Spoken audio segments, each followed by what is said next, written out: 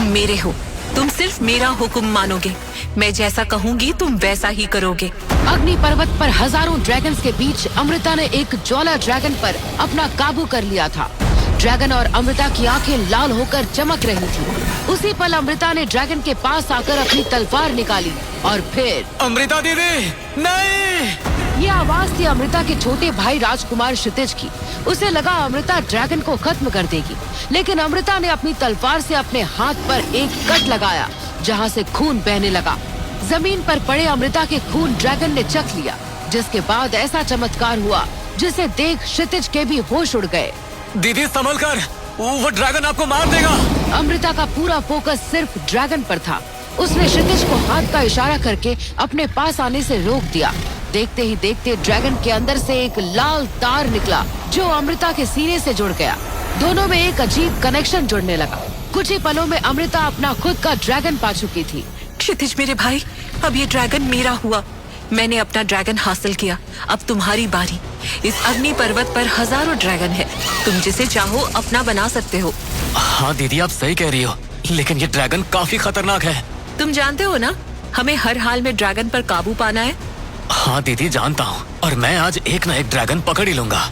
वहाँ कई सारे अलग अलग शक्तियों के ड्रैगन मौजूद थे।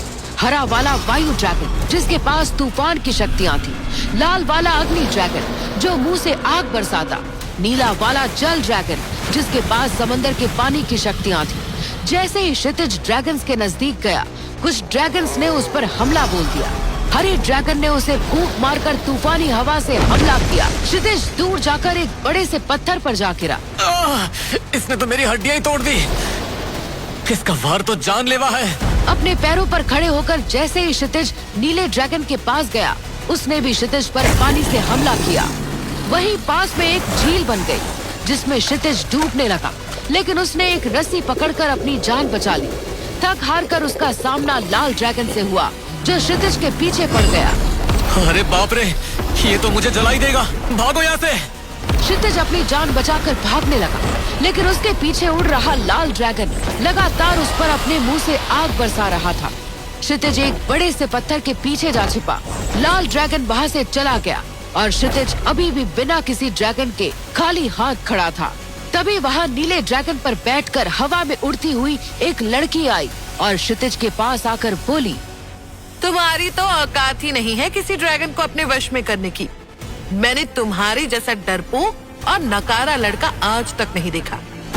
ये है राजकुमारी प्रियंका, जिसके पास शक्तिशाली जल ड्रैगन है। तभी वहाँ अमृता आई और उसने प्रियंका की बात का मुंह तोड़ जवाब दिया। खबरदार, तुम होश में तो हो? तुम जानती भी हो तुम किससे बात कर रही हो? इसका हुलिया देखकर साफ पता चल रहा है, ये कोई ऐरा गहरा सड़क छाप लड़का है। कैसा वक्त आ गया है, अब कोई भी नाली का कीड़ा अपने आप को योद्धा समझने लगता है और ड्रैगन पकड़ने अग्नि पर्वत पर चला आता है। अपनी जुबान को लगाम दो। ये नवांगन साम्राज्य के भावी महाराज क्षितिज है। अगर तुमने एक और शब्द क्षितिज के लिए कहा तो अंजाम अच्छा नहीं होगा। क्या कहा? नावांगन साम्राज्य, जिसे 1 साल पहले 2 अग्नि ड्रैगन्स ने जलाकर खाक कर दिया था। सुना था पूरा खानदान उस आग में जल गया, तो तुम दोनों कैसे बच गए?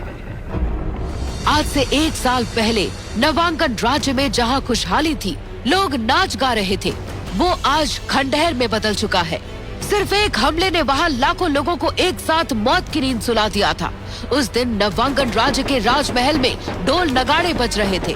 राजकुमार क्षितिज की शादी तय हुई थी। पूरी प्रजा धूमधाम से जश्न मना रही थी। राजकुमार क्षितिज की बहनें उसे उसकी शादी को लेकर छेड़ रही थी। देखो तो अनुपमा दीदी, हमारा भाई कितना भाग्यशाली है।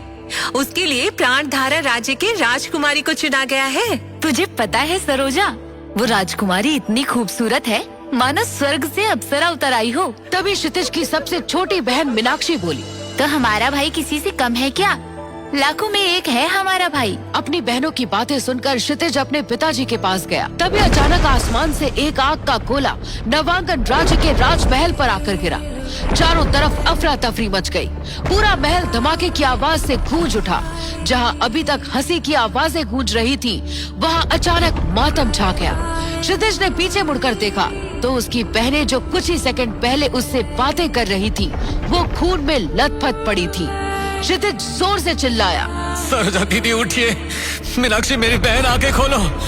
अनुपमा दी कुछ तो बोलिए। तभी क्षितिज को जोर से चिल्लाने की आवाज आई। उसने अपने सामने तलवार के साथ अपने पिता महाराज नरसिंह को आते हुए देखा। क्षितिज, अपनी बहनों को बचाओ, ये अग्नि ड्रैगन का हमला है। मैं महल की रक्षा करता हूँ, मुझे लोगों को बचाना है। तुम अपनी बहनों को लेकर यहाँ से निकलो। पिताजी, मैं आपको अकेले छोड़कर यहाँ से नहीं जाऊंगा। क्षितिज डरकर भागने वालों में से नहीं था। उसने फुर्ती से अपना भाला उठाया और ड्रैगन की तरफ फेंका, जिसके बाद वो ड्रैगन और गुस्से में आ गए। उन्होंने क्षितिज की तरफ मुंह से एक एक आग का गोला फेंका। उस हमले से अचानक क्षितिज की शक्तियाँ 10वें लेवल से सीधा 0 लेवल पर आ गयी। महाराज नरसिंह क्षितिज की तरफ दौड़ते हुए आए और उन्होंने क्षितिज से कहा, क्षितिज, ये ड्रैगन बहुत खतरनाक है। हम मिलकर भी इन ड्रैगन्स का सामना नहीं कर सकते। तो क्या पिताजी हम खामोश रहें? नहीं क्षितिज, इनसे बदला लेने के लिए तुम्हें भी ड्रैगन हासिल करना होगा, लेकिन उससे पहले तुम्हें अपनी और अपनी बहनों की जान बचानी है। जितना जल्दी हो सके महल छोड़कर भाग जाओ। महाराज इतना कह ही पाए थे कि ड्रैगन्स ने फिर से महल पर आग के गोलों की बरसात कर दी। हजारों लोग और सैनिक मारे गए।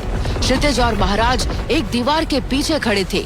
तभी महाराज बोले, हमारे दुश्मन ये ड्रैगन नहीं, बल्कि वो है जिसने इन्हें हमला करने का आदेश दिया। अपने दुश्मन को मारने के लिए तुम्हें यहाँ से जाना ही होगा।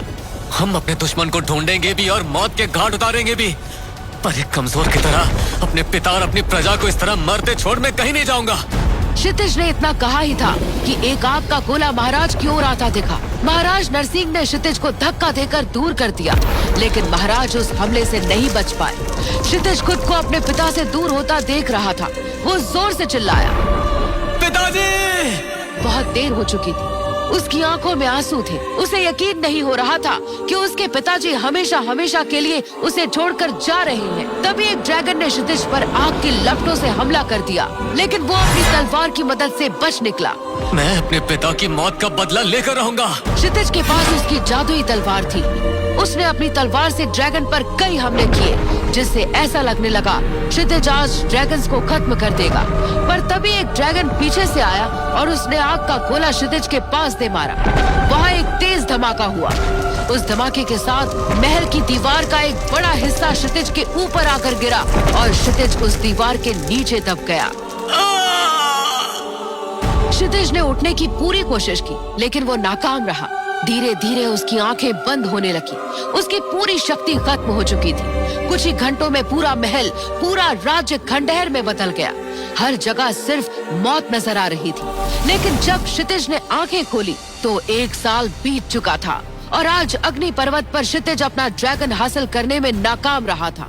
पड़ोसी राज्य की राजकुमारी प्रियंका क्षितिज का मजाक उड़ा रही थी। अब जब साम्राज्य ही नहीं बचा तो ये कहाँ का राजकुमार और कहाँ का भावी सम्राट? बस बहुत हुआ, बहुत बोल ली तुम। अच्छा होगा तुम यहाँ से चली जाओ। तुम जैसे भिखारी राजकुमार के कौन मुंह लगना चाहेगा? इतना कहकर प्रियंका अपने नीले ड्रैगन पर बैठकर वहाँ से चली गई। तभी वहाँ महावन साम्राज्य का राजकुमार आर्यन आ गया, जो क्षितिज और अमृता को ड्रैगन ढूंढने के सफर में जंगल के बीच मिला था।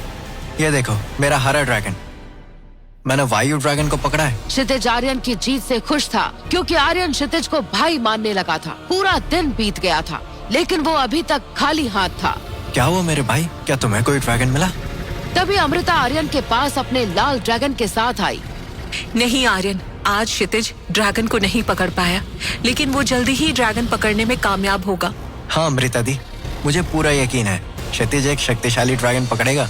रात हो गई, अब आराम का वक्त था। क्षितिज दूर अकेले में एक पत्थर पर जाकर बैठ गया। पूरे दिन ड्रैगन से उलझने के बाद वो घायल हो गया था। उसके हाथों और पैरों पर चोटें साफ दिख रही थी। तभी वहाँ एक छोटा सफेद ड्रैगन का बच्चा आया और क्षितिज के पैर पर लगे खून को चाटने लगा। देखते ही देखते क्षितिज की सारी चोटें अचानक गायब हो गई। उसने सफेद ड्रैगन को देखा और बोला, अरे कितना प्यारा ड्रैगन है। तुम यहाँ क्या कर रहे हो मेरे दोस्त? मैंने आज तक तुम जैसा खूबसूरत ड्रैगन कभी नहीं देखा। तुम यहाँ कैसे आए? क्षितिज उस मासूम ड्रैगन से बात कर ही रहा था, अचानक वहाँ अमृता और आर्यन आ गए। जैसे ही उन्होंने क्षितिज के पास खड़े उस छोटे सफेद ड्रैगन को देखा, उनके पैरों तले जमीन खिसक गई। आर्यन क्षितिज से घबराते हुए बोला, क्या तुमने इस ड्रैगन को पकड़ा? नहीं आर्यन, तुम गलत समझ रहे हो। ये तो खुद मेरे पास चल कर आया है। क्षितिज, क्या तुम्हें जरा सा भी अंदाजा है ये कौन है? तुम इतना घबरा क्यों रहे हो आर्यन? ये एक छोटा बच्चा ही है, ये कुछ नहीं कहेगा, तुम डरो मत इससे। क्षितिज, ये कोई मामूली ड्रैगन नहीं, तुम इससे दूर हो जाओ। और ये तुम्हारी चोटें कैसे ठीक हो गई? अमृता और आर्यन उस ड्रैगन को देखकर काफी घबरा चुके थे। वो हैरान थे कि क्षितिज की सारी चोटें ठीक हो गई थी। तभी अमृता ने क्षितिज से पूछा, क्षितिज, क्या इस ड्रैगन ने तुम्हारा खून चाटा है? हाँ दीदी, पर बात क्या है? सोम ड्रैगन? आखिर कौन है ये सोम ड्रैगन? क्यों इस छोटे मासूम ड्रैगन को देखकर चौंक गए आर्यन और अमृता? क्या इस छोटे सफेद ड्रैगन ने क्षितिज को चुन लिया था अपना मालिक? क्या इस ड्रैगन की मदद से क्षितिज लेगा अपने परिवार की मौत का बदला? क्या होगा आगे? ड्रैगन की शक्तियों के इस रोमांचक सफर को जानने के लिए सुनिए हमारी कहानी ब्रह्मांड का रक्षक, सिर्फ पॉकेट FM ऐप पर।